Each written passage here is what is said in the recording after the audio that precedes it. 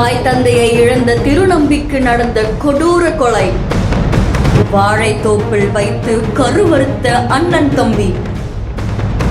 ஜெய்பீம் பாணியில் போராடி பதுங்கி வாழ்ந்த குற்றவாளிகளை கூண்டில் நிறுத்திய தோழி.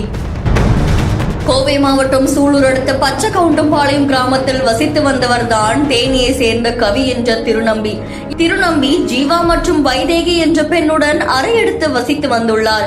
இவர்கள் மூவரும் திருப்பூர் மாவட்டம் மூங்கில் தொழுவு பகுதியை சேர்ந்த சந்திரசேகர் மற்றும் அவருடைய தம்பி ராதாகிருஷ்ணன் ஆகியோருடன் சொட்டு நீர் பாசனம் அமைக்கும் பணியில் கான்ட்ராக்ட் லேபராக பணிபுரிந்து வந்துள்ளனர். இந்நிலையில் கடந்த ஜனவரி மாதம் திருநம்பியை காணவில்லை என உடனிருந்த வைதேகி காவல் நிலையத்தில் புகார் கொடுத்துள்ளார். புகாரின் பேரில் போலீசார் திருநம்பியை தேட ஆரம்பித்தனர். இந்நிலையில் காவலர்களுக்கு ஒரு திடுக்கிடும் தகவல் கிடைத்துள்ளது. இது தொடர்பாக சந்திரசேகர் மற்றும் ராதாகிருஷ்ணனிடம் போலீசார் விசாரணை நடத்தினர். இதையடுத்து ராதாகிருஷ்ணன் மற்றும் அவருடைய தம்பி சந்திரசேகர் இருவரும் தலைமறைவாகி உள்ளனர்.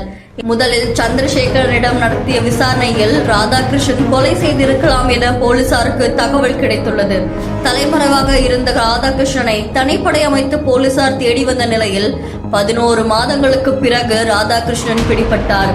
அவரிடம் நடத்தப்பட்ட விசாரணையில் மனைவி இல்லாத தன்னுடைய அண்ணன் சந்திரசேகரனுக்கு வைதேகியை திருமணம் செய்து வைக்க ராதாகிருஷ்ணன் திட்டமிட்டு இருப்பதாகவும் இதற்கு இடையூறாக இருந்த திருநம்பி கவியை தீர்த்து கட்ட முடிவு செய்ததாகவும் தெரிய வந்தது. பின்பு ராதாகிருஷ்ணன் கவி என்ற திருநம்பியை கொடூரமாக கொலை செய்து எரித்துள்ளார்.